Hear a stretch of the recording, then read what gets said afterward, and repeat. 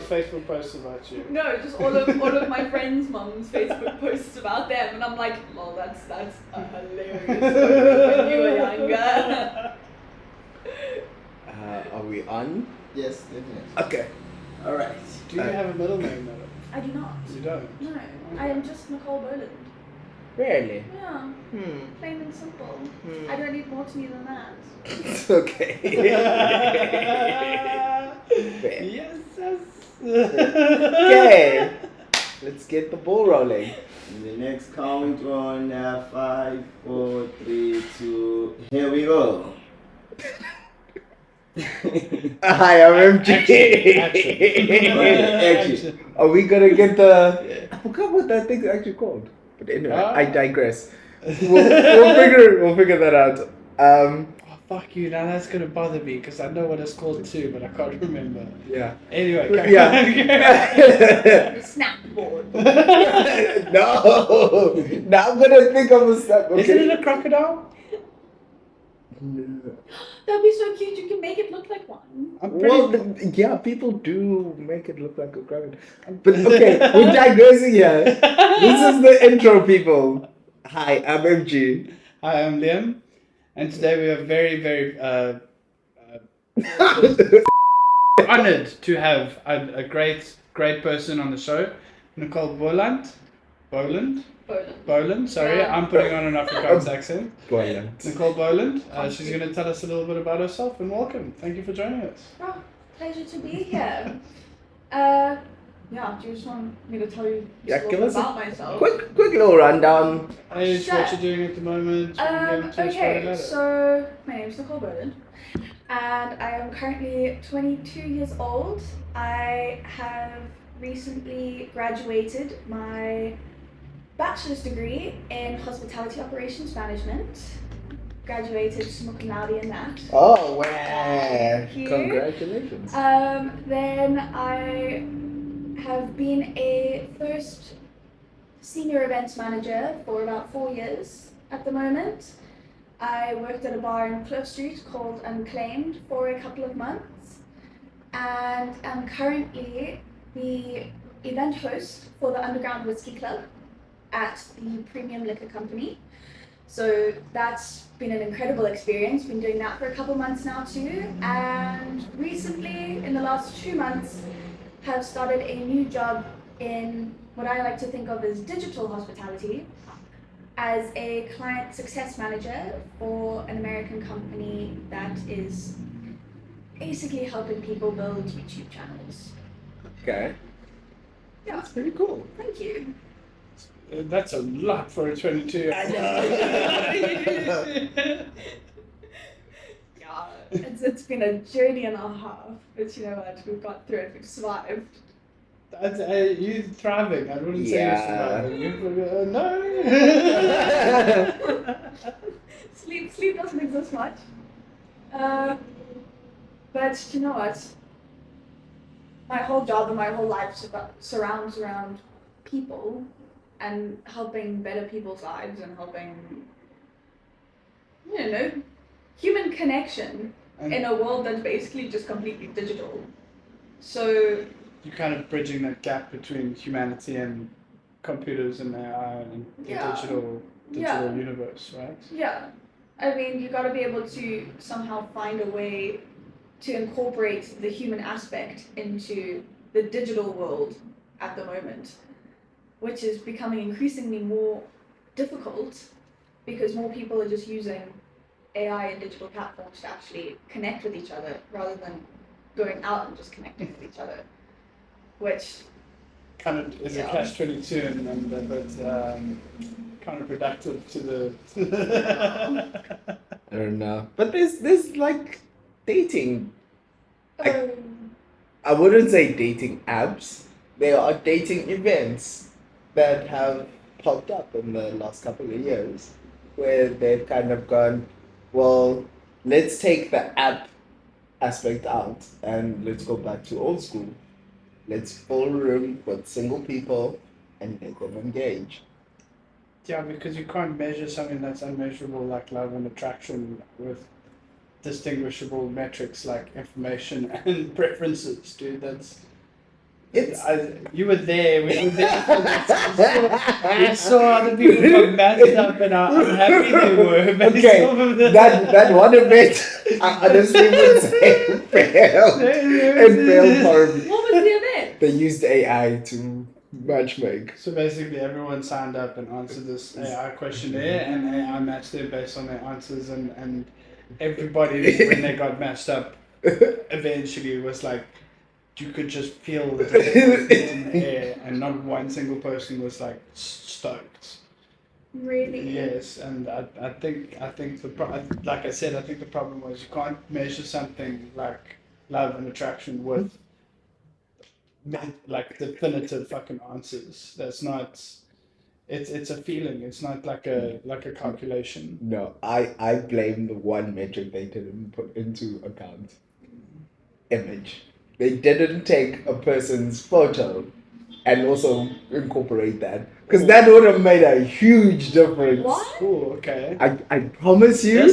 I promise you. In all these apps, it's literally based on imagery. No, but that's if you're using it for shallow purposes.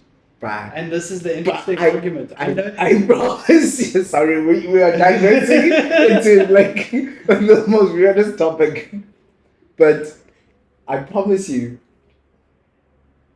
the first thing is obviously looks. If you are a blind person, it's a different story. It is your initial impression, but Yes. it should not be what your attraction is based off of. Brad. Yeah, but if you aren't physically You're never going to go speak to them. But if you don't go speak to them and engage with their personality, you're not going to get that deeper level of attraction that actually makes you want to date them and go out with them regularly, right? Yeah, 100%. However, No. even if I had to connect with somebody on such a deep level, if I'm not physically attracted to you, even in the slightest, it doesn't matter if you're you're my a friend. perfect person on paper. Like, it's not going to happen. You're my friend at I best. 100% agree with that, but that's what I'm saying, that physical attraction is the initial part. Yes. Is So it not? so Am I okay. wrong? Okay. So Yeah, no, it is. throughout the whole AI dating, They right, had but- no physical attraction or aesthetic connection at all with the other person until the final verdict. And then it's kind of like, oh, no. Fuck. Perfect personality, terrible. Terrible cover. Yeah, good music inside, album cover horrible. Great album, but horrible artwork. I just generally think it literally boils down to imagery. It is the first thing. It is always going to be the first thing. But then again, everybody has different perspective of what they find attractive and what they don't. However, do you know what you could do? Is you could go with, okay, here's the AI test or whatever, fill it out, right? And then you get a pool of people that you would be connected to, and then you go and you see if you are attracted to any of them. That would have been way better. Like concentrating the speed dating option instead of going through 60 people. Here are your options. Like you have 5. You Pick one. rank them, prioritize them. This one's the most attractive. They all match me on a personality level. Let me start here and I'll work my way down. Yeah. That would have been a way better metric. That was, I feel like it boils on to like the earlier conversation of the AI prompt. The person literally put in the one prompt, took it and it was just like, this is what we're doing. Yeah, I don't think that prompt was engineered correctly. However, I cannot say. I do not know what went behind the scenes on what was actually assessed and how they structured their prompt. I cannot say. They could have done a great job. They could have. However, based off of what you were saying, it doesn't sound like it was done correctly and prompted to a more in-depth degree. Yeah. or they just didn't. Okay. Or they just didn't think out the final part. The finishing end of the story. They got everything else right in the middle, and then it was just okay, bang, pop, there we go, done. Yeah, the ending was the crucial part though. Well, obviously, But anyway, can we get back to the... Yes, sorry Nicole. Sorry, you even applying lip gloss because we digress so badly. Sorry about that. So how did you go from hospitality studies and academics to digital online hospitality? Wait. So, I started studying in 2022. Was my first year. And straight off the bat, the first thing people tell you is you're not really going to get anywhere in hospitality if you do not have experience, right? So I went, okay, I've got to maximize the amount of experience I get while maximizing the level of the degree that I get, right? So I went straight off the bat, got to find a job. And it worked out really well because in my orientation, my Yes. university orientation, they brought in Thirst and they did a gin tasting. Okay. And then after the gin tasting, they went, hey, if anybody would like to apply to be a bartender, come see us afterwards and you can put in your CV or whatever, yeah. and then you'll come do some training with us and we'll train you up and you can work for an event bartending service. And I went, you know what, that sounds pretty cool. So I decided that's going to be my first job, essentially. So I did that, went for the training, and started as a very lower level bartender. First job, first time bartending at all, first time in the service industry at all. And I went full force, did a couple of events there, loved it. Absolutely loved it. It ticked all the boxes, scratched an itch in my brain, which was actually really funny for me because I've never been a very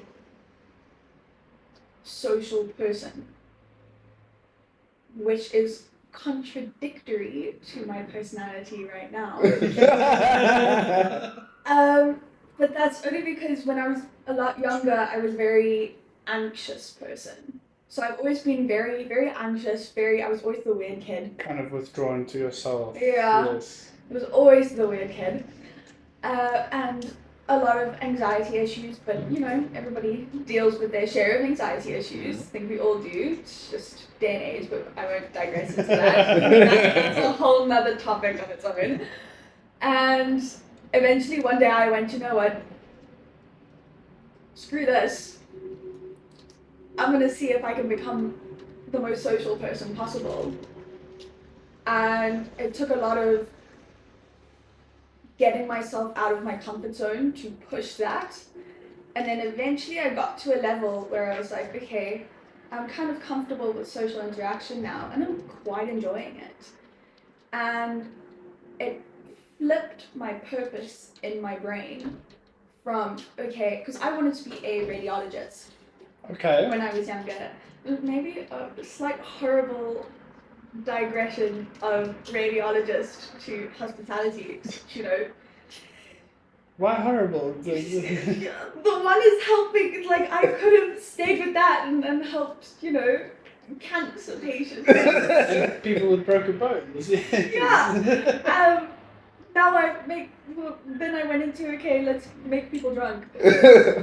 Serve them really good drink. You're helping them emotionally Exactly. instead of physically. Exactly. It's the same. However, you know, we're going to skip past that point. Potatoes. Yeah, exactly. It's fine.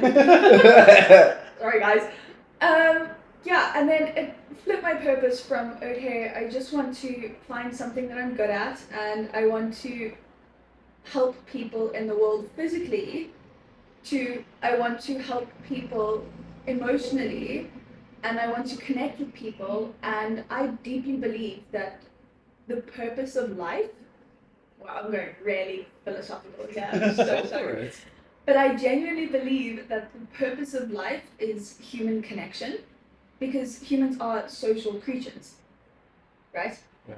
So the purpose of it is to actually see how many people's lives you can connect with. And touch. And touch. How you're going to be remembered, because there's no physical and material leftover in history that you're going to leave behind. It's all going to be emotional and a personal kind of touch, like interaction, Exactly. like a legacy.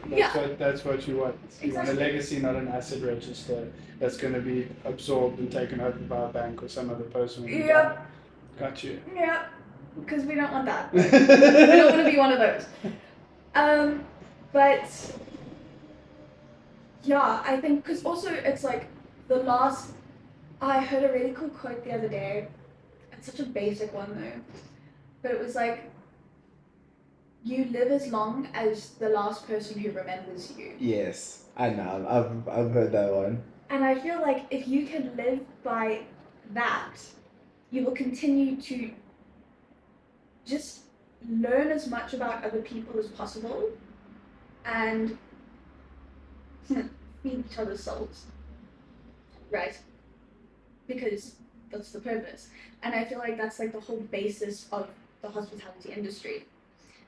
And when I started my journey on making myself into a social person and trying to like absolutely destroy social anxiety in my brain, and started working in bartending and events management and all of that, I feel like they both worlds kind of intertwined into, this is the purpose and this is how I'm doing it. And so the whole reason I loved event management so much was because You could help others grow in that social aspect and kind of come out of their shell a little bit and interact and create that entertainment and interaction that you've now curated and kind of learned how to do. You teach other people to do that as well, and that's kind of like continuing your legacy and passing down the proverbial torch in a way. kind of, yeah, exactly. Yeah. But yeah, exactly, because you just want to instill that into other people, not instill it, but you want to pass that on to other people and help other people feel more comfortable, because you know what it feels like to be uncomfortable in those kind of situations. But also, if I am creating the bar, I create the bar, Thirst creates the bar, I manage the bar, right? If I am managing the bar, setting it up, running the drink service, getting the cocktails out, and making sure that the event goes according to plan and exceeds those expectations, that's going to be ingrained in your memory. That event is going to stick in your memory, whether you attended or whether you were running the event. So, Right. so Thirst creates the bar, you're creating the essence and the environment that surrounds it. Exactly. The kind of, that is the bridge between the physical and the emotional connection of the person. It's Yeah. the presence and the energy that you bring to the environment. Yeah.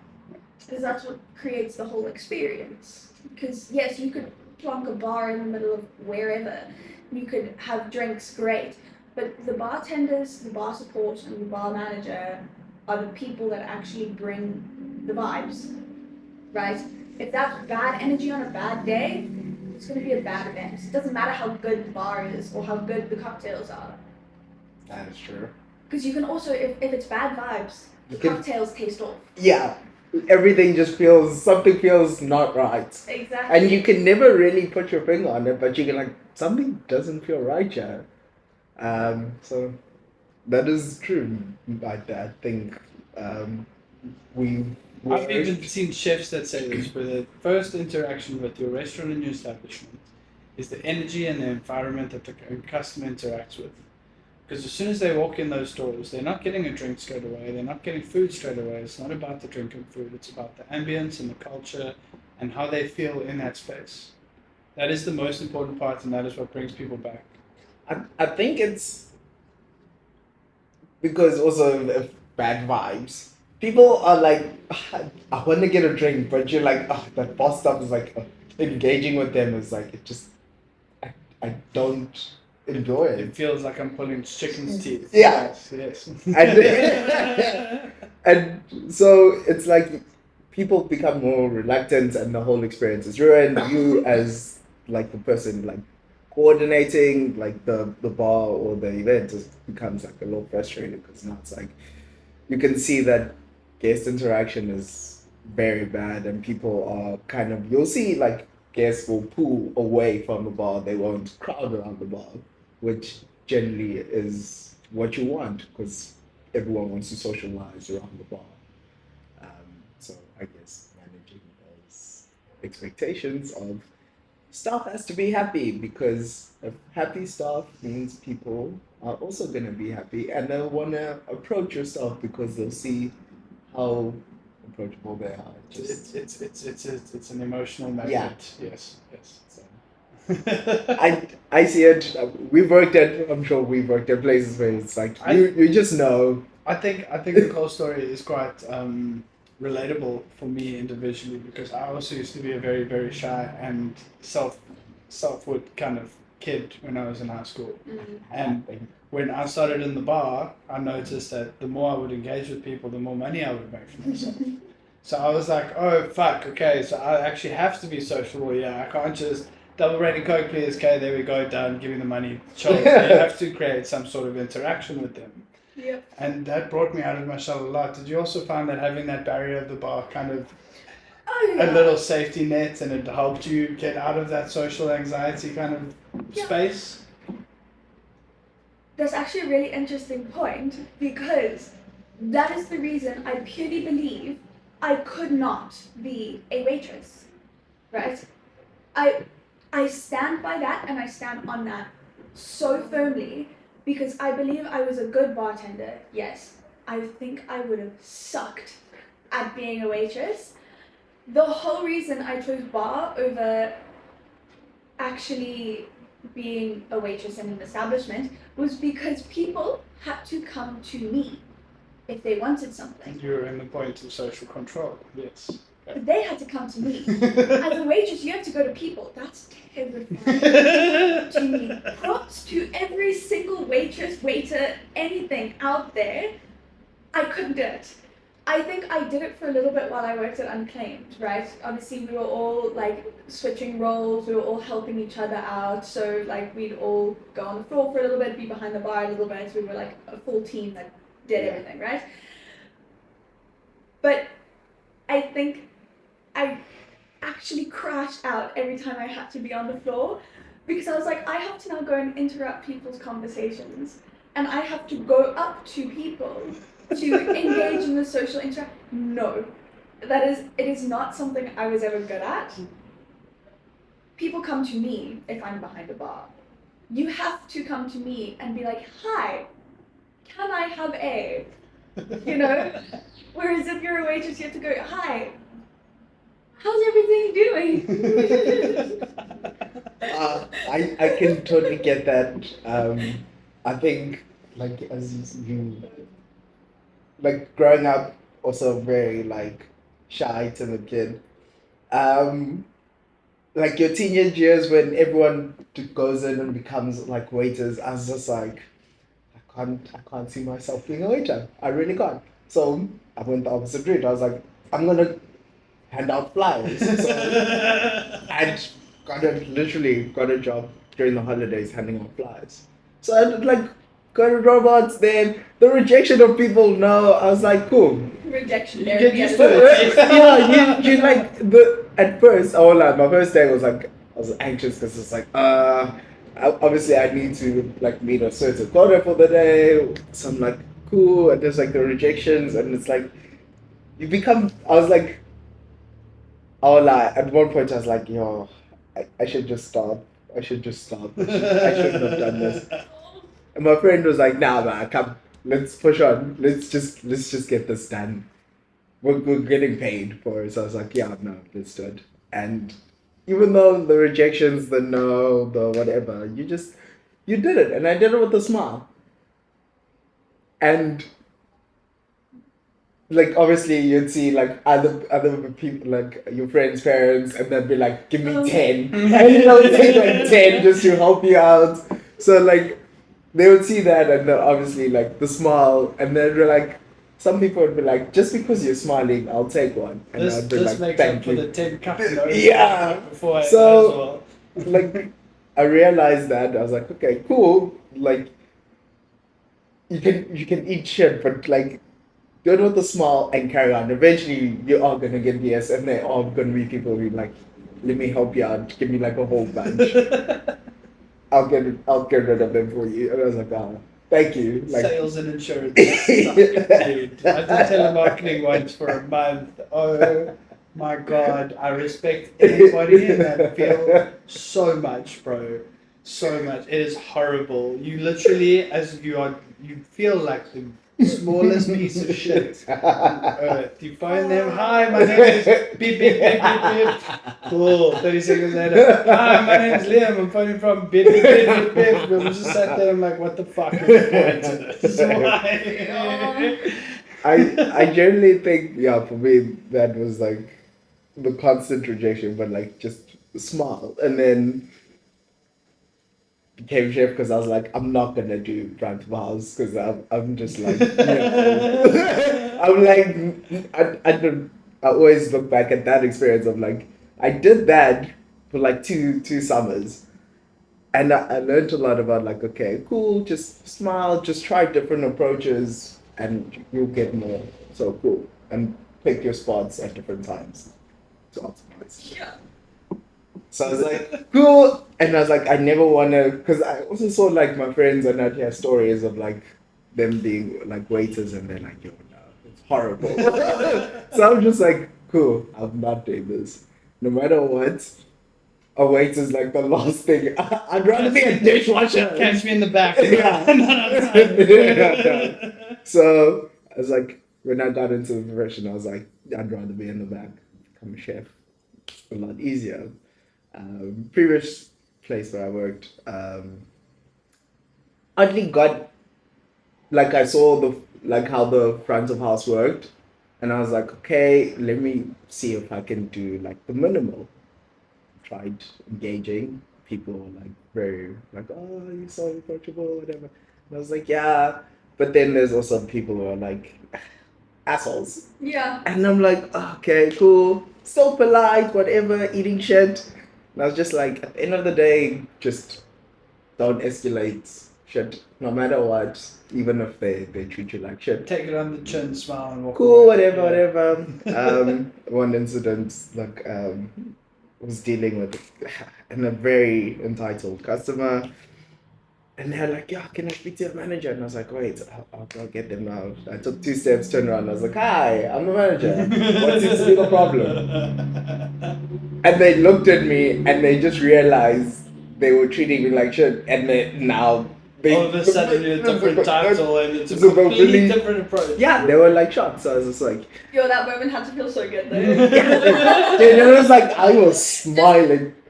Hi. Hi. What Seems to be the problem. And they were like, no, you're not the manager. And I was like, okay, cool. Let me get another way. And he's like, hi, who's the manager? And they point to, he's like, you are. And I was like, okay, hi. So what seems to be the problem? And they were like, sorry. They literally just apologized. Sorry, can you please get the bill? We're sorry. And they paid, took bill, and they left. And I was just like, well. Oh. Fucking learn your place. Don't bro. you think it's so funny though? You can always tell if somebody's worked a hospitality job or not. Yes. Mm-hmm. Yes, but it's also people that have experienced hospitality that can pick up that little nuance in a person. Yeah. But it's like you can always tell if that like the one you go out to dinner in a group and you can always tell if there's that one person that has just never worked a day in their life in hospitality. Oh. But you're just like, can you not be so mean? Like that is another human being. They're going to leave here and they're going to go hang out with their friends, just like you do, and they're going to go to the beach on Saturday, just like you do. They don't just boot up at work and then go and shut down at work. This is not how it's not how it works. They're a human being. I agree with that. Like, treat the person who's serving you with respect, because you don't know what they're doing before they bring your stuff through to you. So treat them horribly. Again, it just boils down to the type of person that you are. If you're a cuck human being, you're a cuck human being. You're not going to respect anyone no matter what. No, but like... And then it just escalates and gets kind of compressed in a way when you go to a service industry and there's this person that's job is expected to serve you. You're going to treat them worse because now you don't respect anyone anyway. Yeah. So why would you respect this person that's meant to be serving you and seen as beneath you? Just don't be a cock human. Like in general love. It's Don't be easier fucking- said than done, Yeah, right? but Easier said than done. it's easy for us because we've worked hospitality and we've experienced a whole bunch of shit. Yep. Yeah, no. It just it's funny. It is just funny. So, any horror stories from your side? Surprisingly, none that come to mind. Hmm. I've had like one or two minor, but I've never had anybody that is like, I've gone home and just been like, what just happened? I've had horror stories from people that I work with, right? That's good. Actually, maybe I shouldn't say that. Well, You can't say that. As long as you don't name drop. Yeah, It's you Yeah. don't have to digress details. But never from, like, never a customer that's been so outrageously mean to me, or never somebody that's yelled at me because X happened. Like, nothing traumatic, really. For the most part, I had quite a good hospitality experience. And that is very, very lucky. Yeah, no. Yeah, that is very lucky. Like, I've had one or two that were complaining because of things that had happened that were out of my control, and I had to go fix it anyway, you know, the regular things. But nothing that actually sticks out to me. And any positive ones that stick out? I know we're doing this whole violent optimism today, so is there any positive? Optimism. I love violent optimism. Are there any positive experiences that kind of stand out and you can recognize in your 5-year hospitality career? You're making me think on the spot here. I mean, honestly, the best experiences were just the ones where I was actually able to go on site, create a connection with the client or with the event host, and they were really just overwhelmingly happy with the bartenders, the smoothness of the service, the cocktails. So, but I mean, working at Thirst, those weren't very far and few between. Like, that was Kind of the standard that was yeah, established. it was a standard, and so most of the events that we did came out as, do you know what? They were always so over the moon with the service and the quality of the service and the bar itself and the cocktails itself and all of that and the efficiency. Yeah, I think that's just what we kind of got used to at first. It was never really a horrible experience. That's very lucky. Yeah. Yes. No, my first job was Thirst, and it was honestly, I could not have asked for a better first job.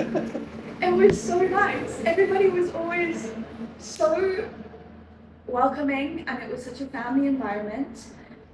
And I created some of my best friends. I mean, I met Zany while working at Thirst. Zany is my best friend. And yeah, I could not be more grateful. I met my friend Lakeisha through Thirst. Most of my friends that I have at the moment, I met through Thirst. I created deep connections with my colleagues and got some amazing mentorship from, you know, the more, what is it called? Senior? The more senior positions. And we always just had a vibe. We always just were there for each other. And nothing This sounds really... like a really positive work culture. I know, right? Yeah. I loved it. I think I had like the best And I best think first work experience. This is the best part. Look how excited and happy I she is know. about it. It leaves a lasting impression on you. Oh, it does. I know, It no. does. I wish I could have that expression about. There, look, Yeah. look, there's moments because obviously having an event space and that sort of work culture is challenging in and of itself. But having it in a permanent working environment with a very small team or even a larger team there's so many more personalities and perspectives and different opinions to like play as a variable in it. So it becomes a lot trickier. Yes, but you don't have to. It's a marathon.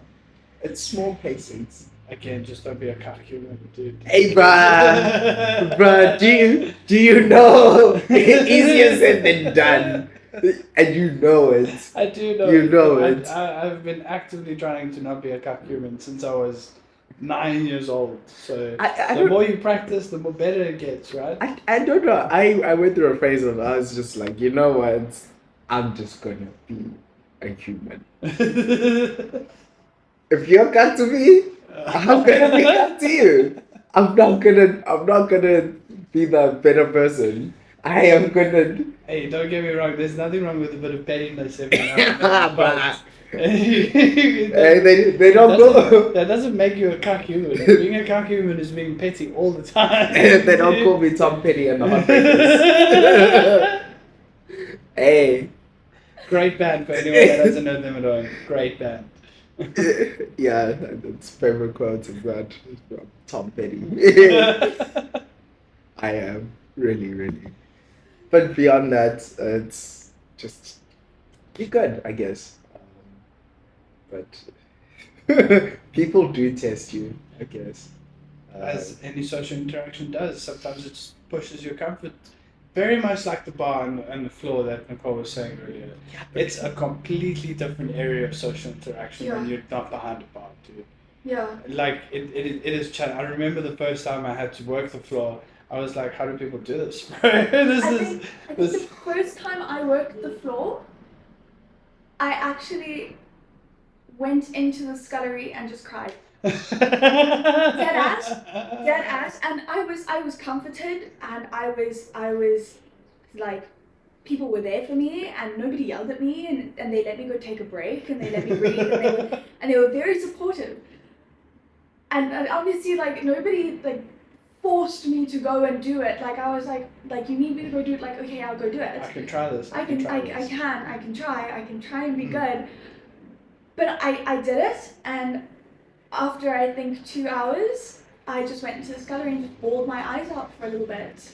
And I remember, I went upstairs, I bawled my eyes out a little bit more, and no, on my way upstairs, crying in the scullery, on my way upstairs to go and like just take a break in the like little staff area, whatever, and a customer comes in as I'm walking past them, and they're like, hi, we have a table booked, can you show us around? And I was like, actively like mid-bawling my eyes out, so I'm like trying to look at the floor. Trying to not let these people see that I am bawling my eyes out right now.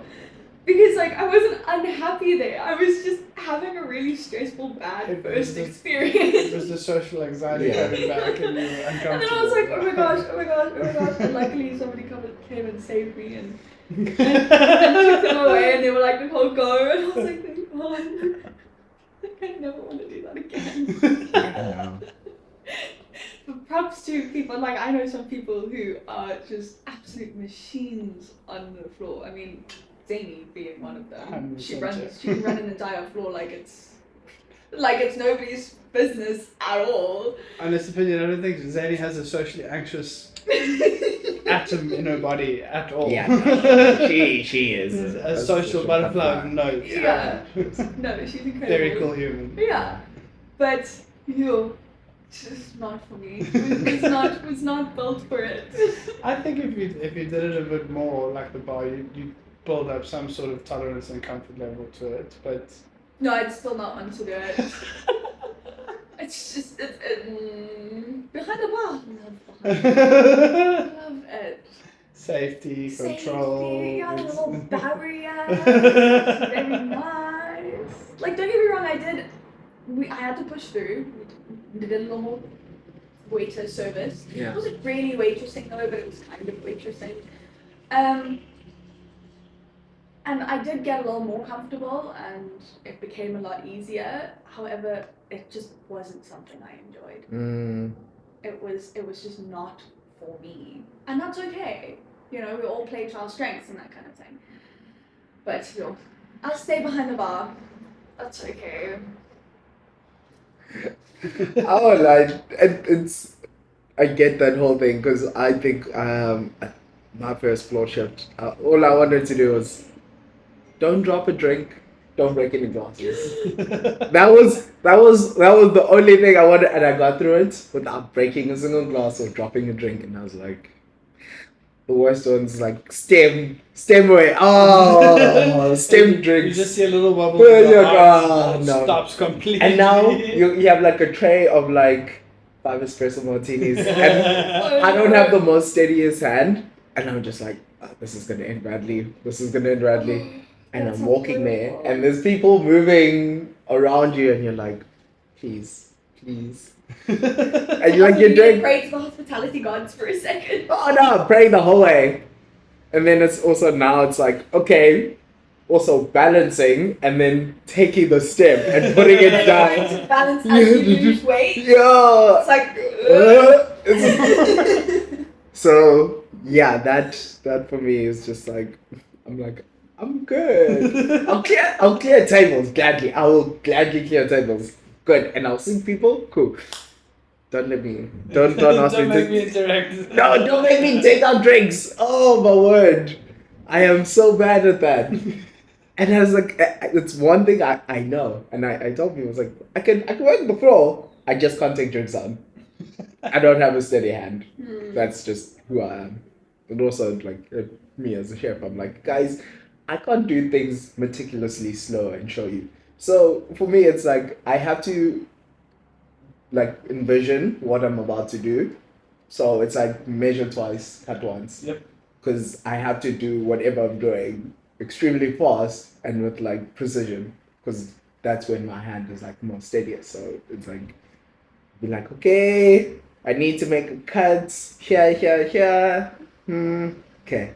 And then I'll do the And whole go. thing. Go. And I won't stop. Because if I stop, I know, I'm going to fuck it up. Little flow state. I have to enter like a brief flow state or else everything is gone to shit. And it goes to shit very quickly. So Nicole, tell us about this transition from physical hospitality to digital hospitality. Oh, right, that was the initial question. That was so sidetracked. I love it though. Yeah, so briefly, in my first or second year in university, I was studying my bachelor's, working at Thirst, and then I picked up another job. I decided to go do a course in high-ticket remote sales and loved it. Then I got my first job in high-ticket remote sales. So I was doing all three at once. What is high ticket remote sales for? So it was when a product is obviously high ticket, big value, and I was just digitally selling it to warm leads that were being generated on Instagram and that kind of thing. This was for a remote e-commerce business that was selling a drop shipping course. Drop shipping was like the in thing at that time. Yeah, for a small business startup kind Yeah. of. So it was like the in thing at the time.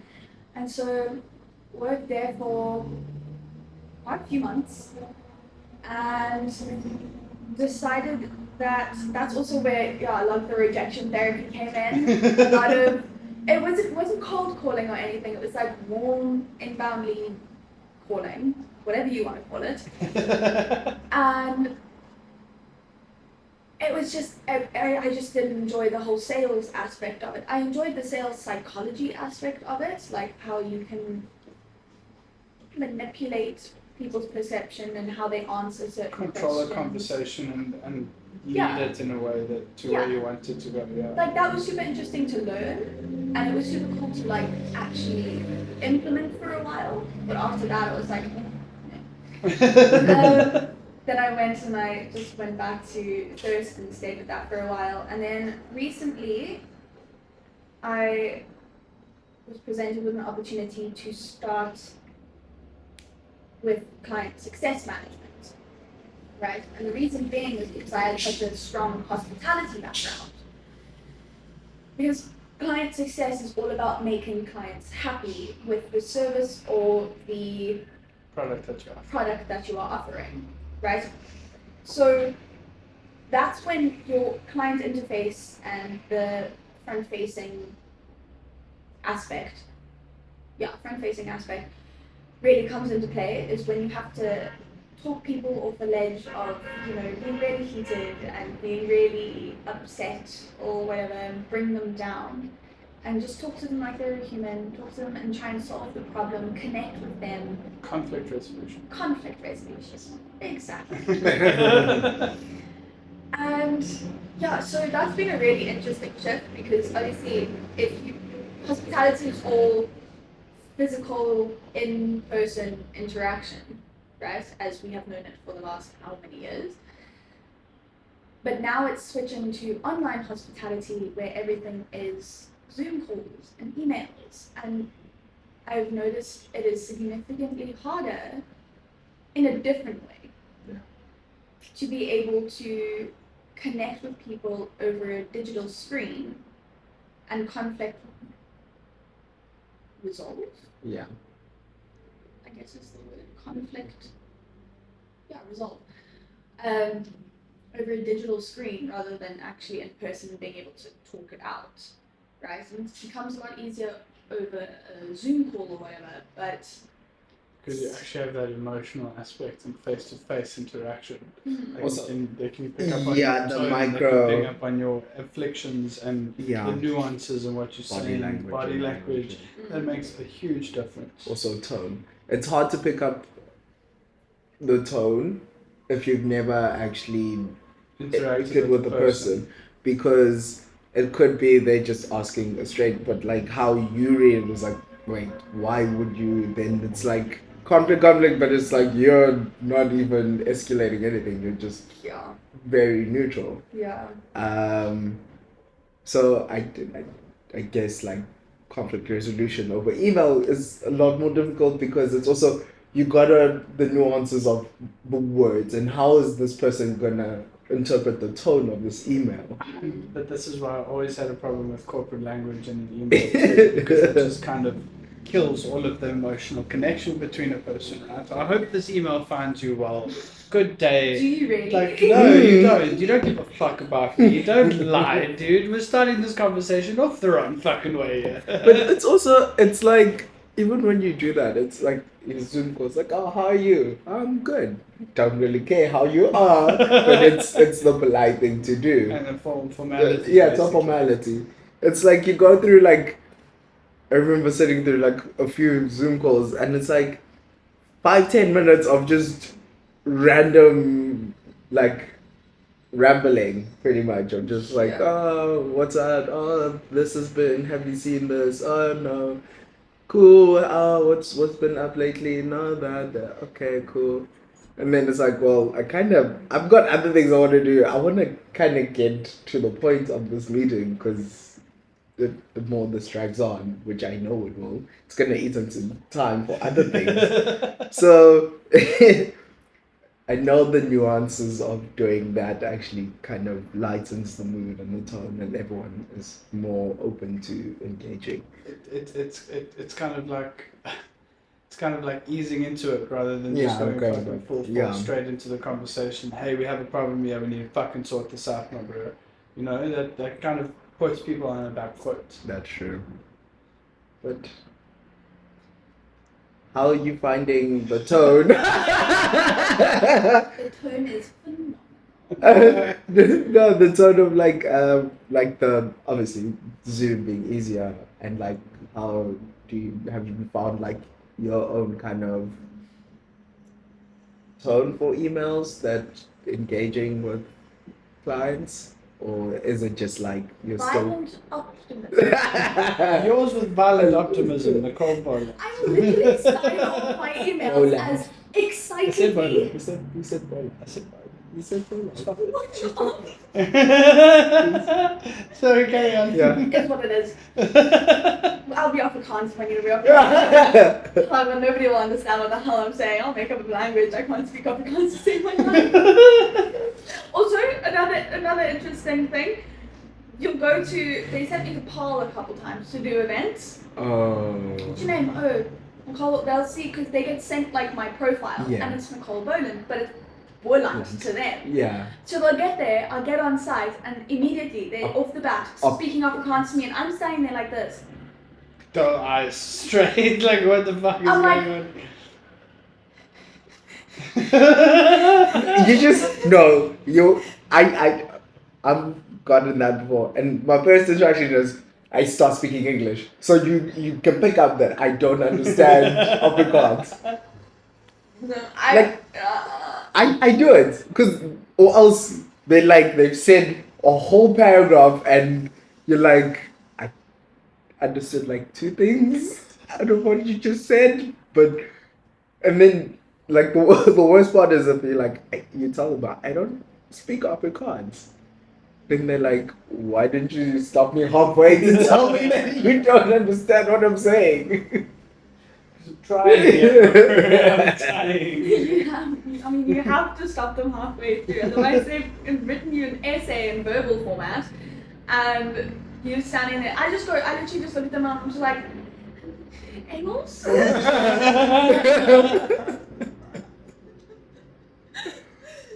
So terrifying. The school's gonna be such a trauma response to Afrikaans, so like I actually cannot. He starts speaking Afrikaans to me, and I'm like, oh no. Was it the Mondlings? It was the Mondlings. Trauma. I mean, in school, I didn't have to do monologues or orals. What? I had an oral dispensation. So, because of the social anxiety, I was actually given exemption from orals or mondelungs. So I only had to do them in the classroom with the teacher because I was so violently terrified of speaking in front of a class that I actually just couldn't do it. Yo, I was raised in a different time. That is very cool and very cute at the same time. I'm not gonna I'm just thinking about there were so many people who were like shit scared. I remember there was a boy in primary school who pissed himself doing an oral because of just his anxiety. That was the fun part of an old boys' school was looking at oral days because everyone there would be cheers for 3 days after that with the banter and everyone tuning each other. Primary school was co-ed. Oh shit. No. Yeah, so What a guy. He's an old man now, so that makes it worse. yeah, it does. He's an old man now. I won't name you. But it's well, if they do, they do. But it's just like that's pretty cool that you got exempt because of that. I think all boys schools you bite the bullet. It's 90%. I think the era me and Leo were, it was like you bite the bullet on a lot of things. It's just like, well, I guess we're gonna have to do this, and it's like the dumbest thing, and everyone's first of all an idiot. Someone's gonna get hurt. Everyone's gonna lie about how that person got hurt because telling the truth, everyone's gonna get into shit. But that whole kind of stigma of you just gotta face up to it. Yeah. Even if you're absolutely scared. I don't know if this applies to anyone else, but it kind of formed some sort of resilience therapy, almost like the rejection therapy to me. Yeah. It got to a point where I was like, they're gonna find something to fucking laugh at anyway, dude. Just go up there and do whatever the fuck you want and let them laugh and carry on. It's all fun and games. It's nothing serious. It doesn't get ugly unless you push yourself or something. Yeah. Then it turns into a fucking high school or junior school legacy, and that's the part that kind of traumatizes people and gives them fucking social anxiety for the rest of their lives. Yeah, no. Okay. Oh. But all boys schools I'm glad they've changed with times from what I've heard. Yeah. I mean, they've gotten softer. You can use that word now. The whole world's gotten softer, trying to cater to mental health. And However- everyone's sensitivities, yeah. It's good. Like, I'm glad that people are taking care of their mental health, and everybody does need to take care of their mental health every once in a while, which is another huge thing in the hospitality industry. But, as you said, some things you need to destroy yourself mentally to actually get better. Because, like you said, it builds up resilience. And I honestly think because of the dispensation, I was set back. Because if I didn't have the dispensation, I would just have to push myself through and I would come out the other side. I mean, that being said, there are a lot of cases where, you know, people actually just genuinely can't push themselves through and things like that. But that being the darker part of it, for the most part, you just need to fucking full send and do it and get over it and realize that nothing is that deep and everything is just in your own head. That is true. Yeah. Because every failure or every Fear. failure or every fear is all mental. Self-created. It originates from your own mind and your consciousness. And Exactly. whether you want to face up and deal with those fears and those anxieties is completely your call. You can let it succumb to you, or you can overcome it and face it. Which is pretty much applicable to a lot of negative aspects. Social anxiety, any sort of bad relationship you have with any sort of substance or interaction or crux. Like, it's important to have those mechanisms, but whether or not you're going to let it control you or you're going to control it is 100% up to you. Are you going to be an angry person today? Are you going to be a sad person? Are you going to be a happy person or a violently optimistic person? She's violently optimistic every day.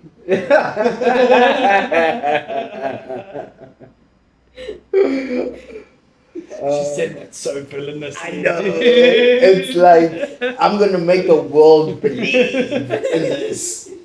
You're gonna join the cult. The cult of violently optimistic people. Yeah. That's a cult I would join. That's a cult I would lead. What would you call it? NB cult. Well, violently optimistic people. Yeah. NB important. Nicole Boland. The cult of the Vilo-Optos. That sounds. It sounds like one of those spaghetti monsters. It basically No is. offense. Just creates a little... Okay, sidetrack. Yeah. Don't worry, it happens a lot. We have been sidetracking a lot, but also I need to bring up that we might be running out of time because this working girl has work very Yes. shortly. So are there any? I work remotely. Oh, Yeah. okay. So I can talk in, talk out when I want to. Okay, so you're your own boss. We can carry on with this then. Yeah. Oh, yes, ma'am. No, Sorry. I I thought you had a limit. No, like an hour and a half I need to start work. Okay. Mm. Okay, cool. So, never mind. We're not going to have any closing statements. What do you want to talk about next? I feel like we got to the climax and we're like, okay, we're wrapping it up, and then it's like, well, technically we could still go a bit more. And it's like, well, kind of. I don't know, I'm kinda enjoying Do you want to? conversation. Yeah. Do you want to talk a little bit about how you interact with gym and your lifestyle and your health fitness and how you cook for yourself at home and approach that as a hospitality professional? Have you seen? As a hospitality professional, you don't have time to cook, gym, or... But it's something that you. Don't check out. It's something that you enjoyed before getting into hospitality, right? Yeah. And that then you saw the interaction between hospitality and did your approach change? Because obviously you had this mindset of this is important to me and I enjoy this. Mm. Then you started getting into hospitality and you're like, I don't have time for this or as much time for this anymore. Did you tweak it and try to like compact everything? Was there any change to your recipes and your approach to how you feed yourself at home or cook for yourself? Did it completely make you realize that this is more important than this to me, so I need to focus more on my health and lifestyle and my eating habits and my cooking habits, because that brings me internal happiness to a level that the social interaction for work does as well. And now I feel like I'm rambling. Yeah, I would have said, I would have literally summed up. Since you started hospitality, did your diet get worse? Yes. Okay. It Simple became as- a lot of garage pies, energy drinks. Actually, at one point, I think it was last year or maybe the year before that, I was actually hospitalized for a week.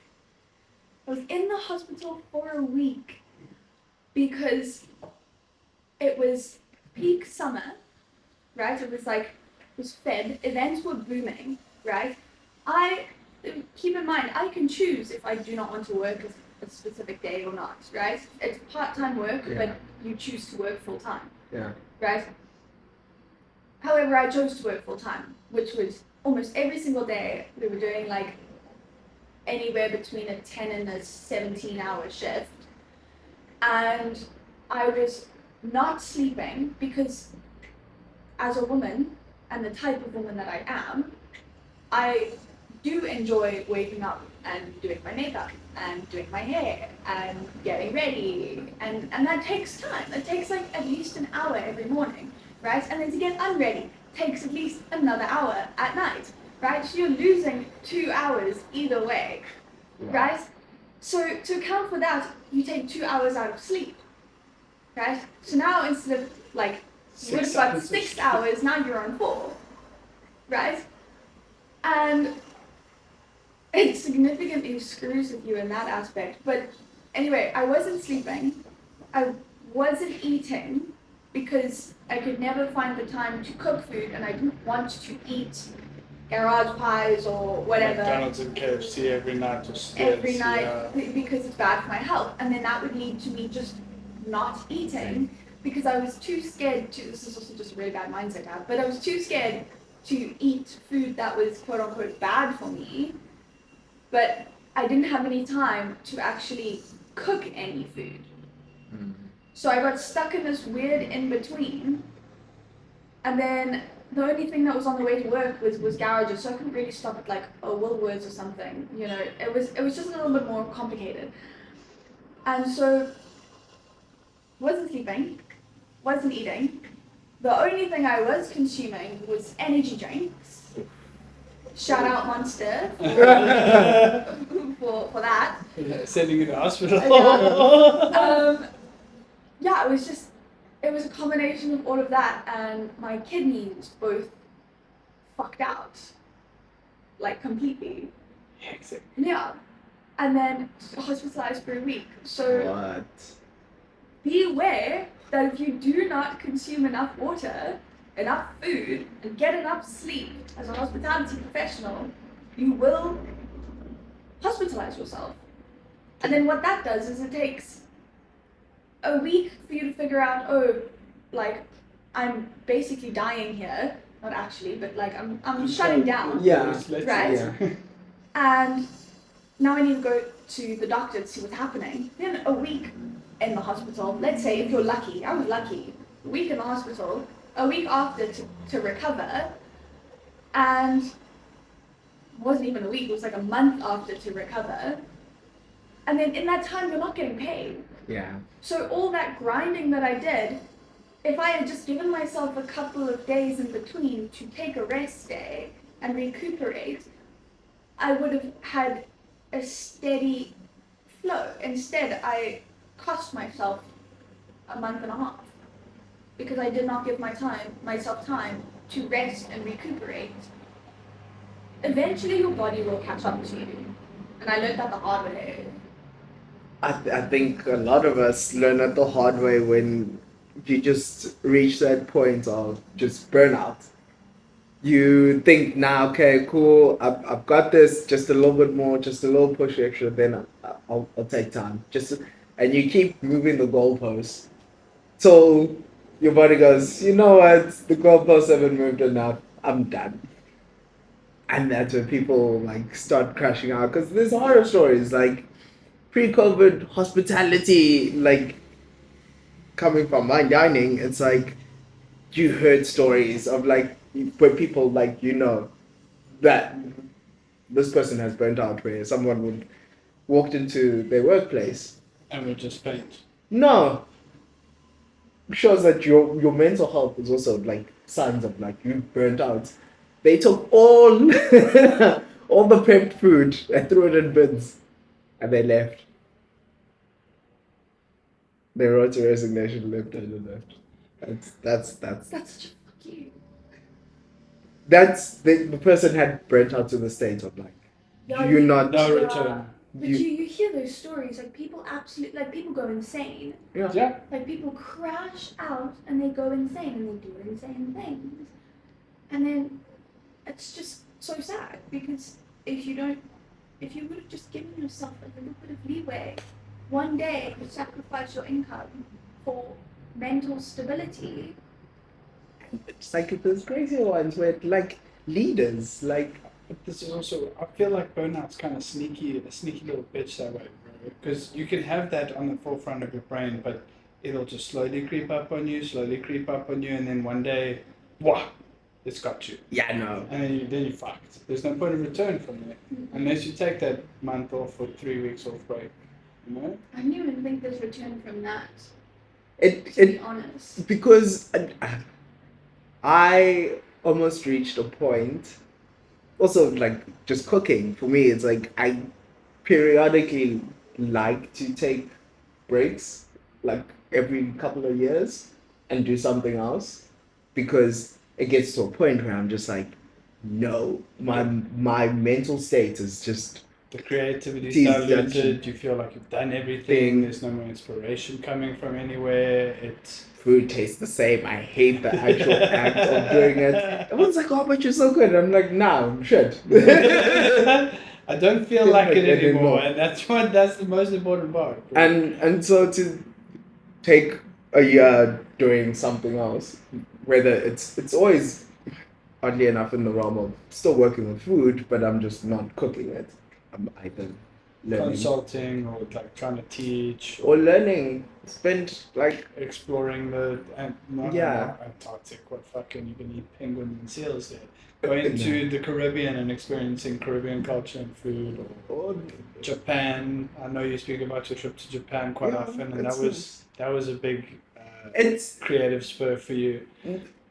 Actually, that period was a weird one. Was because a month before I'd spent a month in Europe, just traveling around, working in different places, and just experiencing food. But that also came just before I had like a massive burnout because I hated cooking. I genuinely hate. And it got to a point where I was like, I hate it, and I took like the month off, and I fall in love with cooking.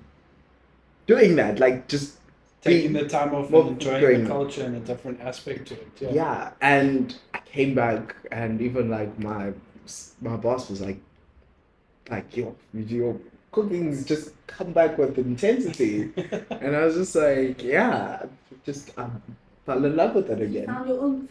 Yeah, it dies really quickly. I promise, especially in like in the back of us, it dies very quickly.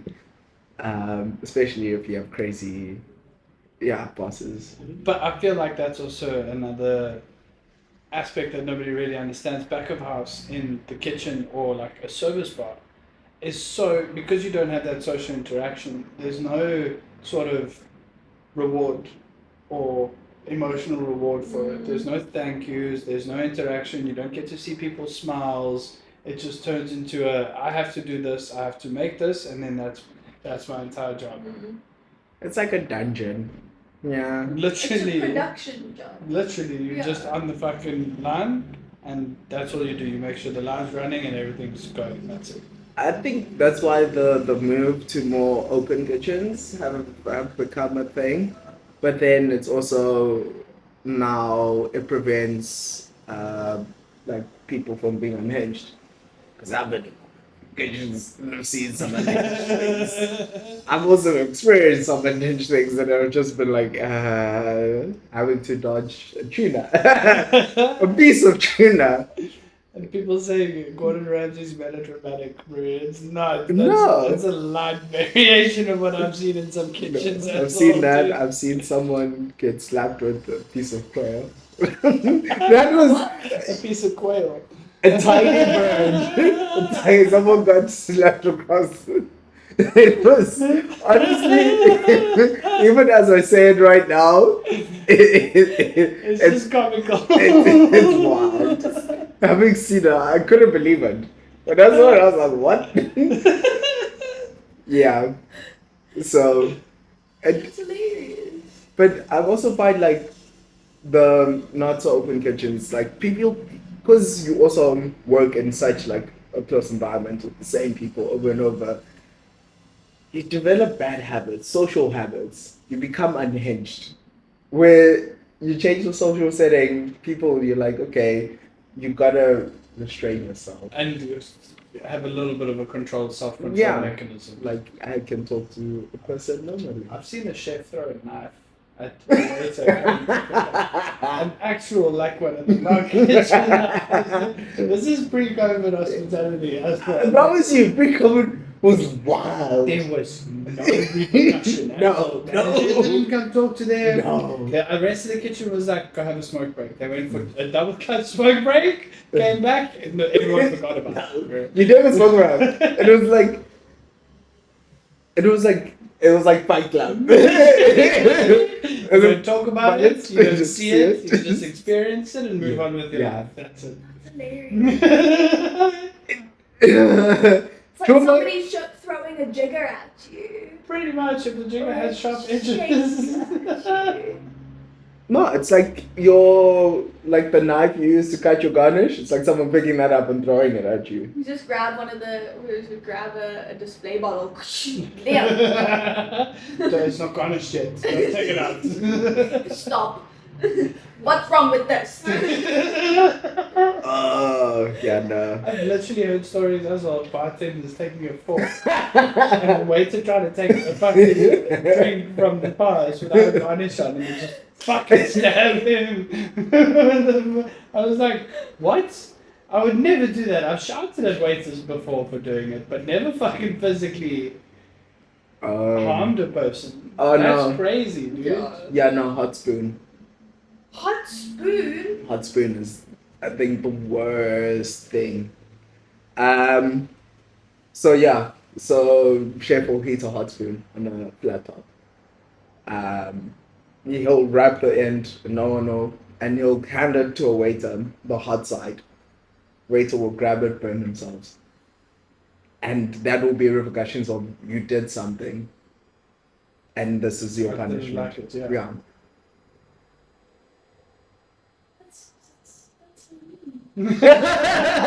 Hence I said you had like the fact that like you had this first experience. I'm just like. I could never. I had a lovely experience. Okay, let's not talk about I had an office full of love and friendships and bar support that were excited to see me, and I was excited to see them. Look, we still had that. We just had unhinged, like really fucking medieval torture moments in between as well.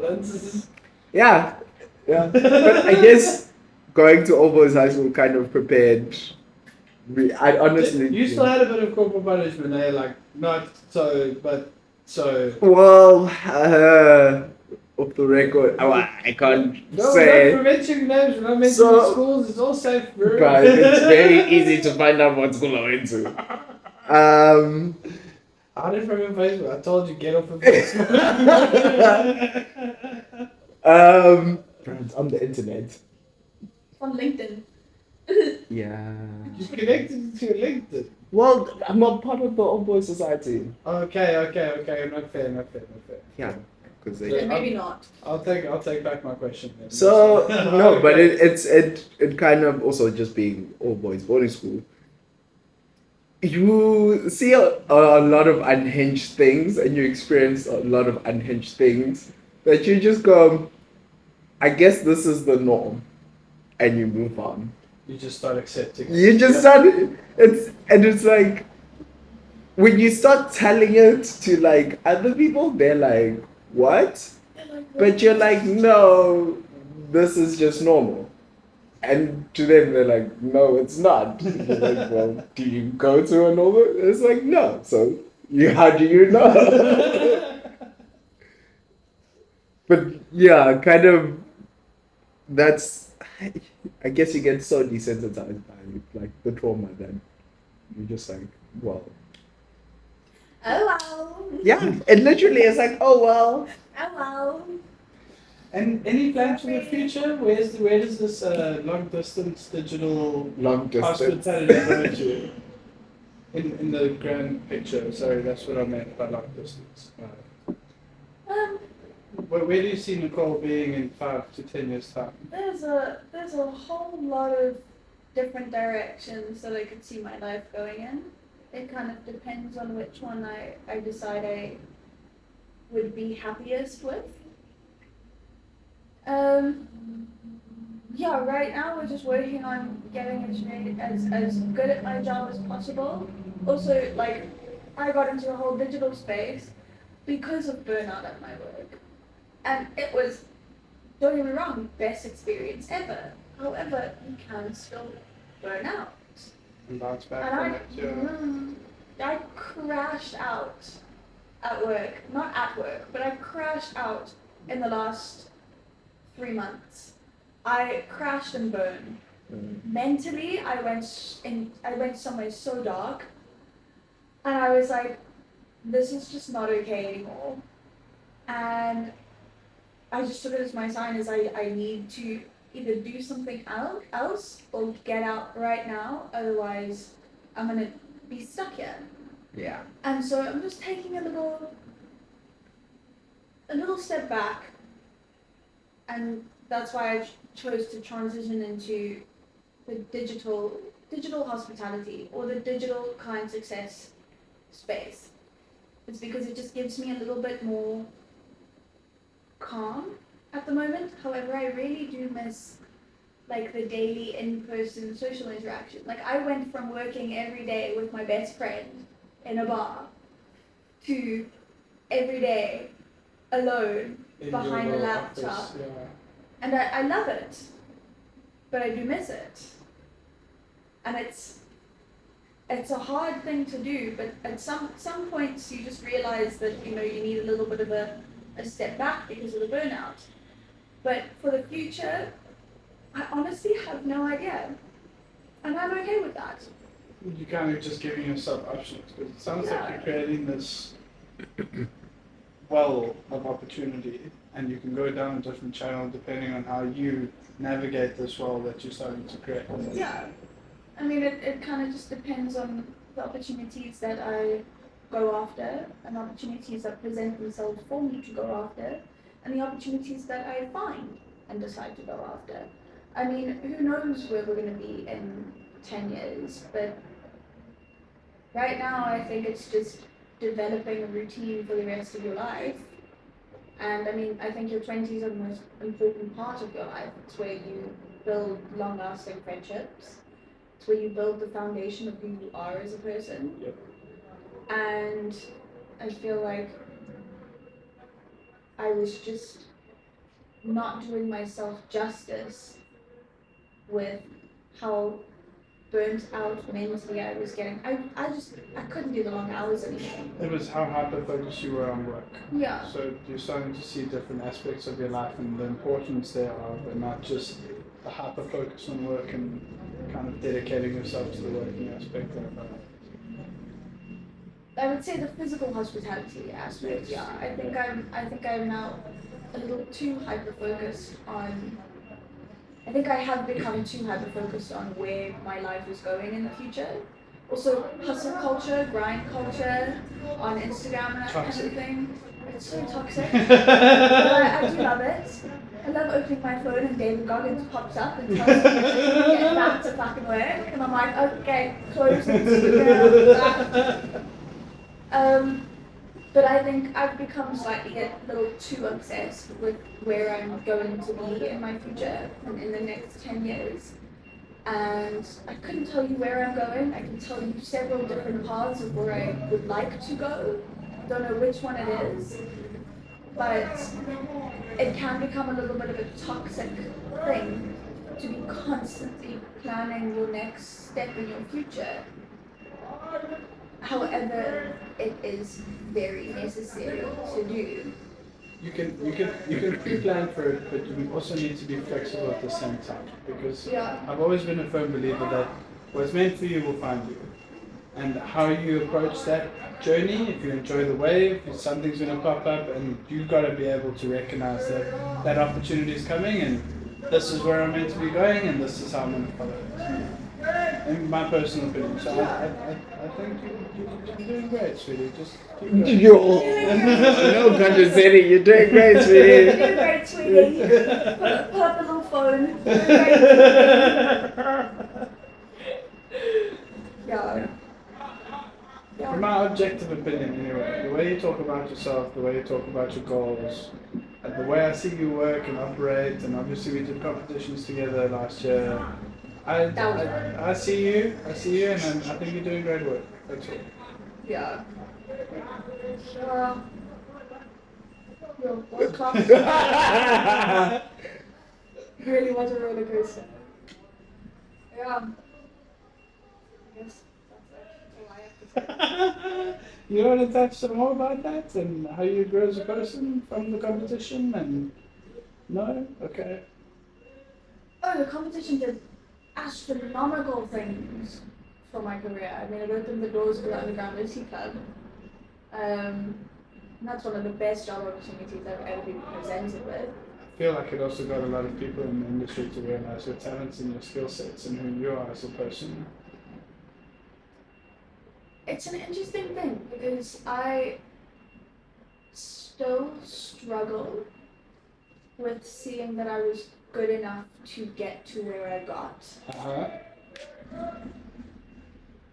And I still think back to it, and I'm just like, it doesn't make sense in my brain.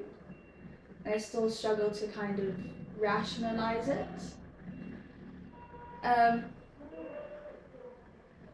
But yeah, I think it was a little bit of I got myself into a little bit of a toxic cycle after that, because it was all this hype, all this competition hype, and everybody's making such a big fuss. But then you're also questioning whether or not you actually should be there anyway. Because I mean, it was alongside some of the best bartenders I've ever seen. And I was standing there and I'm like, I just do not think I believed that I was supposed to be there. Like, I didn't even think I was going to make top 8. Genuinely didn't think it was going to happen. I remember having conversations like this at regionals, and I told you that you need to overthink it. The post-competition reflection hits everybody, especially if you don't come first, if you don't win and you don't exceed the goals that you set for yourself. That reflection is even deeper.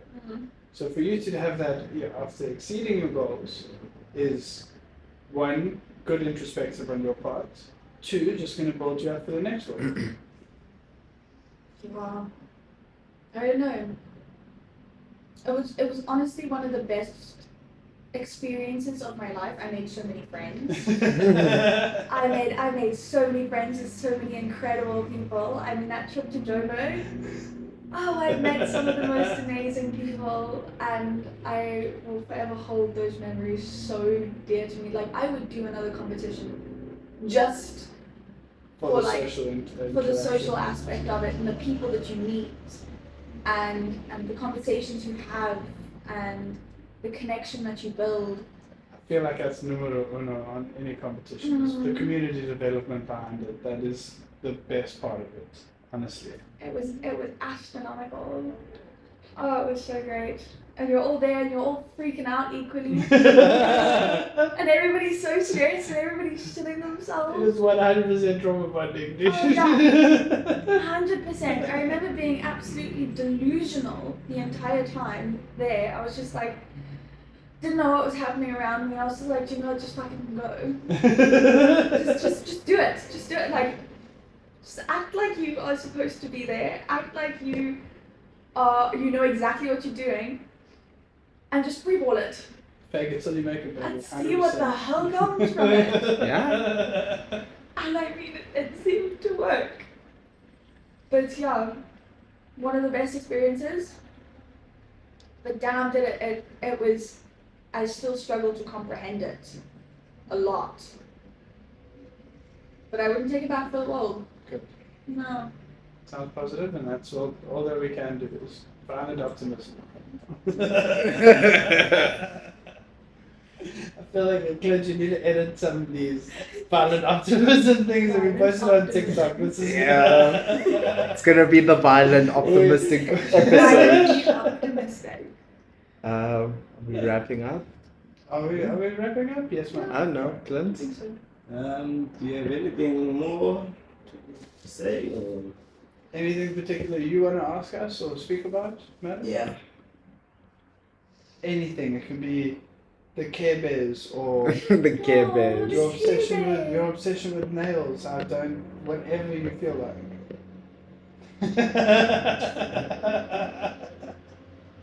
Okay. Turn into an ASMR podcast.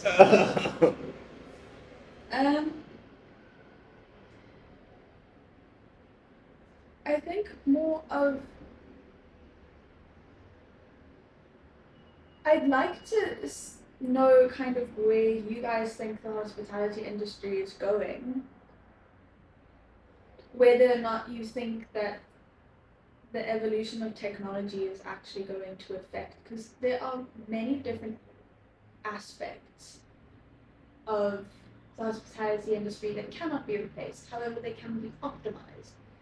However, some of them can be replaced. However, will we ever replace them because humans need human interaction? Otherwise, we will be mentally destroyed. And from being in the hospitality industry with the amount of experience you guys have, Oh, do you think it's going to affect it? I think eventually everything will be optimized in a technological sense.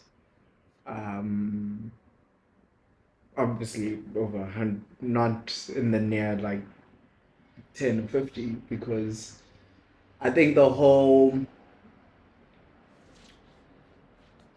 even if it is like a robot that you're dealing with, you still wanna have that some sort of touch that it is different than just you pressing a button on a machine, because then what's the whole point of going out? And the whole point of going out is to engage with other people. I think that's why hospitality is what it is. But at the same time, people want to be more connected but disconnected at the same time. It's unfortunately the reality is like we want to feel closer to each other, but at the same time, I still want a wall in between. Which is a funny conundrum I see in like the general sense. I feel hospitality in Cape Town in the next like 2-3, it's we're in a weird phase, because I think post COVID, there was, everyone was hoping it would be like pre-COVID times, like the good old days, as everyone says, but everyone's told, oh, it's pick up, and then like obviously this past season hasn't been to some people's expectations, but it still happens. But also these are global things, seasons happen. But us working with alcohol, the trend of alcohol and alcohol consumption going down, it's to be expected. Have you seen alcohol consumption go down? Global trend, yes. Really? It definitely is. With like the new That's my generation. front door. Okay. not drinking culture. Everybody's way more woke. Everyone's trying to focus on themselves. The general consumption, not just in terms of alcohol, but in terms of services and entertainment and people consuming on a shopping level, it's a lot more reserved and contained for certain aspects where beforehand our parents and our grandparents, they were very heavily involved in the consumption culture, and they would buy, just buy, just buy, just buy, just buy.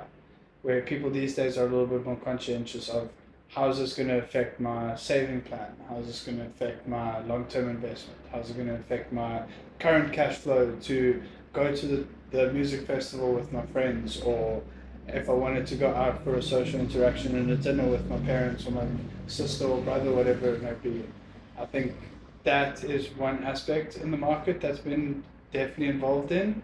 I think South Africa has always been behind in terms of hospitality culture and the way that we interact with guests.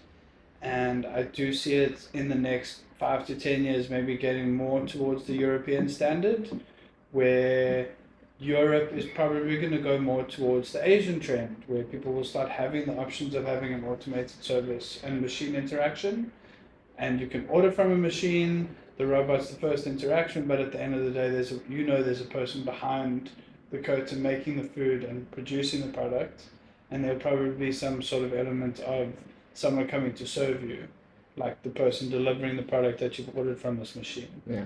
But in terms of conflict resolution, I think to have this interaction that's now human to human and then have a machine interject when one party is not involved and there's no human understanding from said machine, that might take a little bit longer or way more sophisticated back-end engineering and training for it to feel the way that this other person, the client and staff member or establishment is feeling, and get the conflict resolved without being overly objective.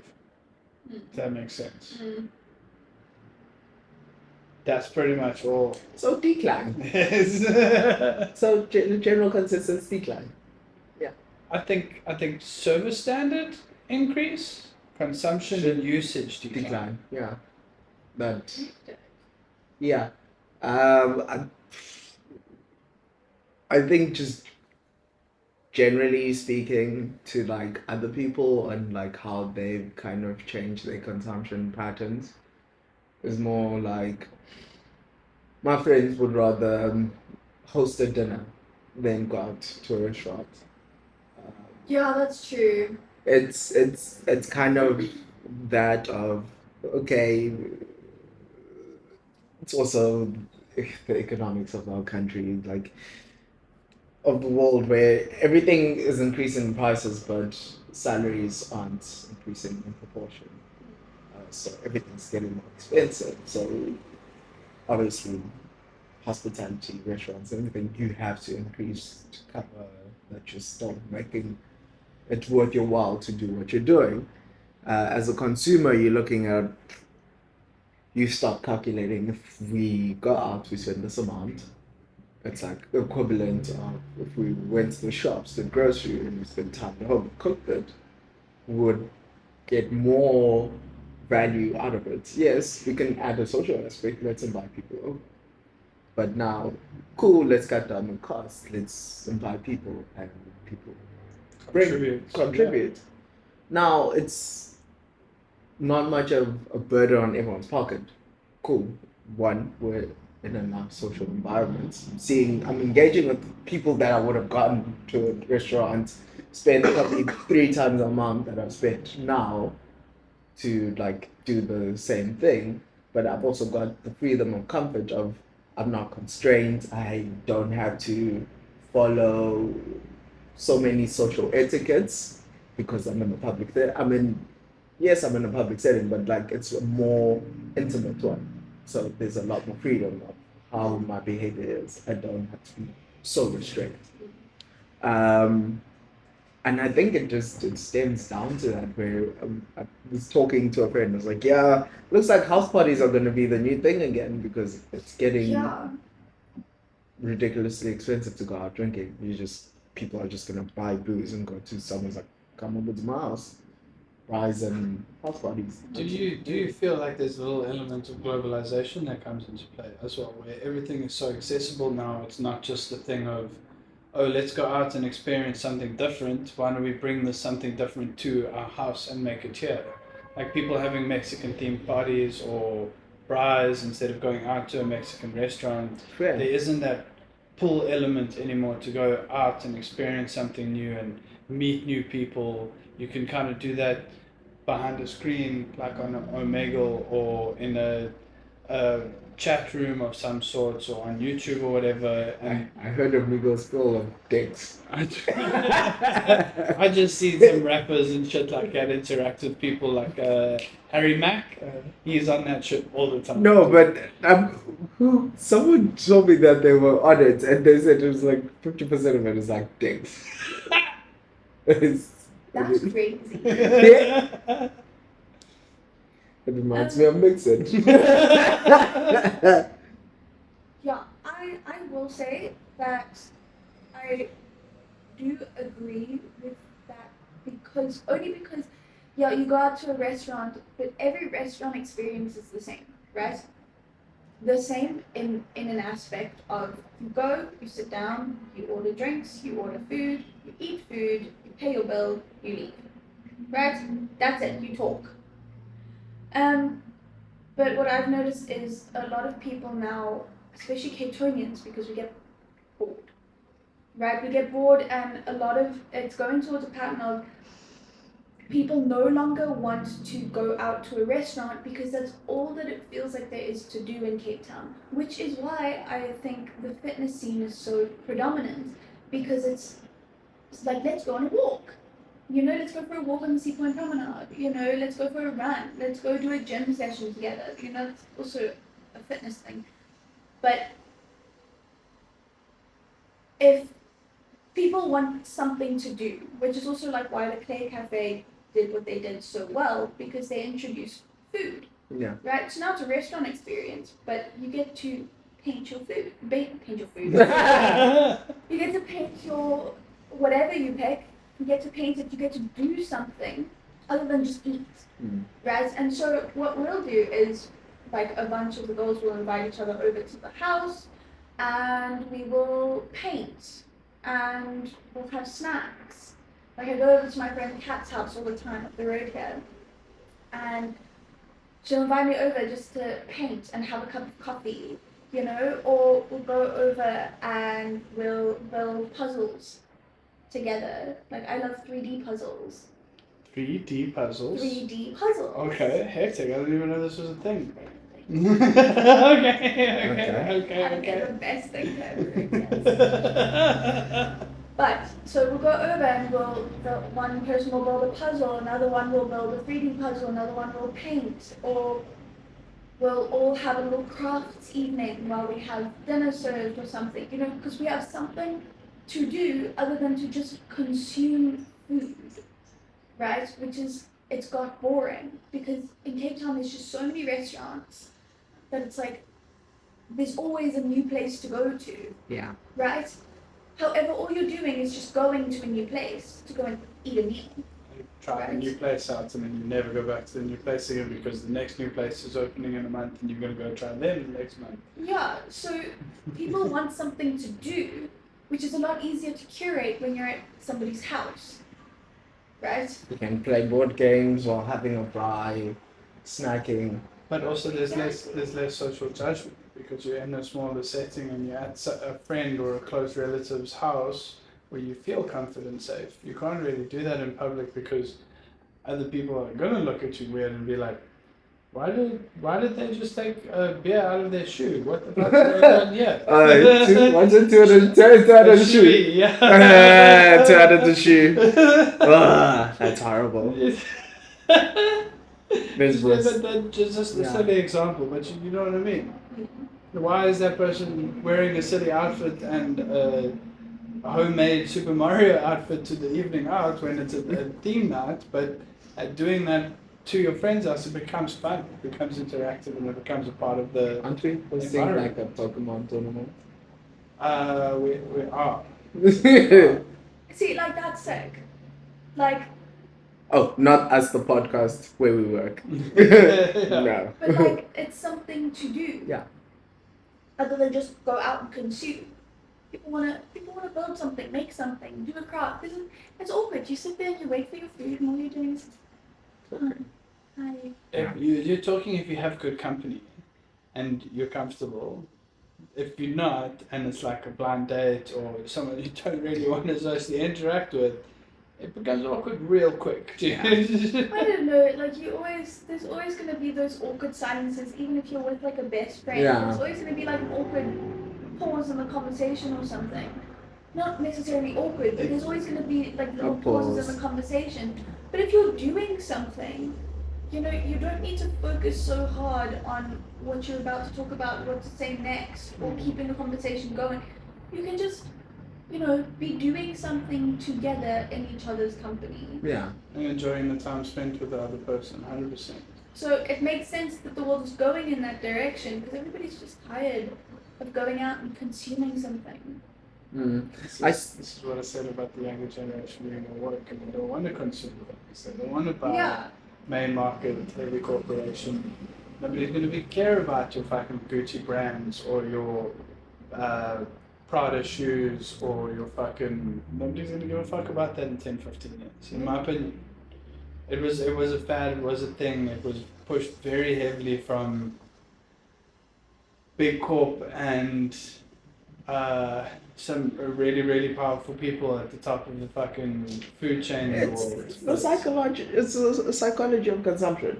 I literally break it down to like people, and it's like I think about what I produce. I think about it intensely about every single product I produce because I'm like, well, how is someone gonna consume this? Yeah. Why would you consume this?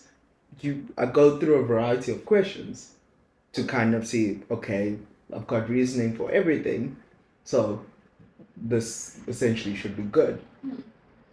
But most of the time people are like, no, let's just make it. And I was like, for what reason? It's like, no, because it's going to sell. I was like, how do you know?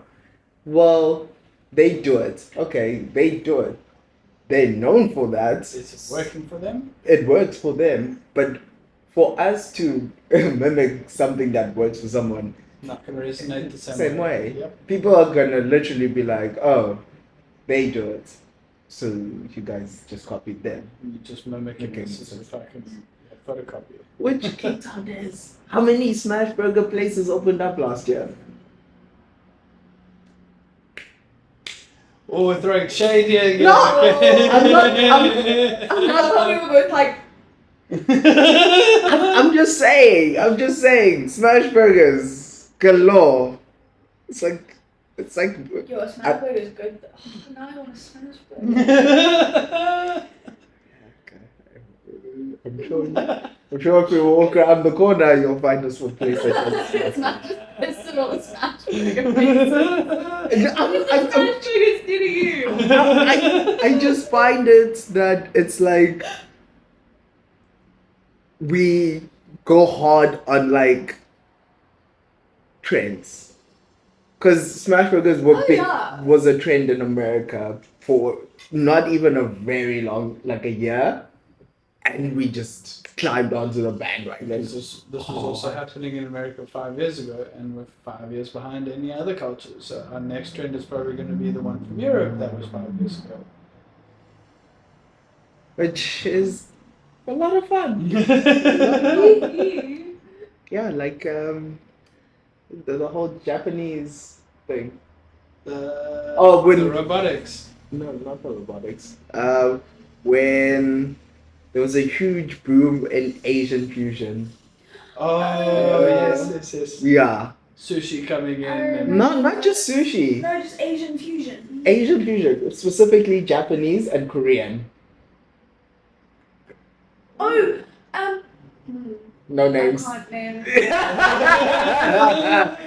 on, then. I know. Piss some powerful people over. I know. Yes, but there is. I think you know what I'm talking There's a about. specific collective Yeah. who love to do a whole bunch of fusion concepts.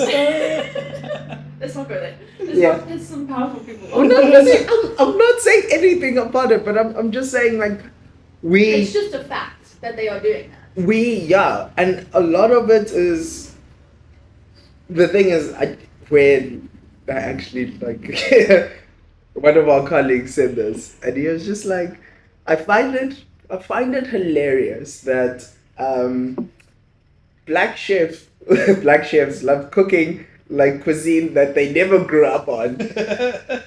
And it's the white chefs that are cooking the more local, traditional stuff. And it's like, I don't understand why you guys don't cook things that you grew up on. It's like your identity. You rather cook like French, Japanese food. And it's like, stick to what you know. Like, you guys would kill it. Exactly. Who said this to you? I also think the bartenders do that quite well though. It's like I've seen in a lot of competitions, bartenders will pick on experiences or dishes or flavor profiles that they've had in their childhood, and they'll grasp at those and then use them in their drinks that they create. And I think that bartenders do that so well. They go, yes, this was a flavor that brings an emotional memory or an emotional feeling out of me, and therefore I'm going to connect it to my drink because this is a product of me. And a memory that I want to share with you as a consumer or a judge. Yeah. I feel like bartenders do that so well though. And then also to do things it's like, I've never used this, but I'm going to use it today. Let's bug around and find out. On the 11th hour. Let's play Will This Phone? It's part of the creative process. Yeah, no, not win competition. It's like, well, okay, never done this, but we'll do it now. Let's see if it works. It's like, well, you meant to know. But we're getting the segment. yeah. Yes, guys. Okay. Thank you, Nicole, for joining us. It's been an absolute pleasure, madam. Thank you for having me. Yeah, absolutely Where- The welcome. amount of tangents. yeah, where could people catch you? We are going to plug your social media and Yeah. your Instagram handle in the comments section. Yeah. So they can find you there, but if they wanted to visit you, do you want to plug? I mean, yeah, they Any can shout always outs? come visit me at the Underground Whiskey Club. I host their events. They're not on a certain date or anything like that. They just kind of come monthly. But if you go to that Instagram there, they have a little link, and you can just go grab some tickets there for the next they do event. advertise and regulate all the ticket promotions and what Exactly. events Yeah, are happening. I'm on their Instagram, so if you want to come catch me anywhere, it's probably where you're going to catch me. Otherwise, it's going to have to be at the gym. Okay. Thank you very much, My guys. pleasure. You have a lovely evening. Cool.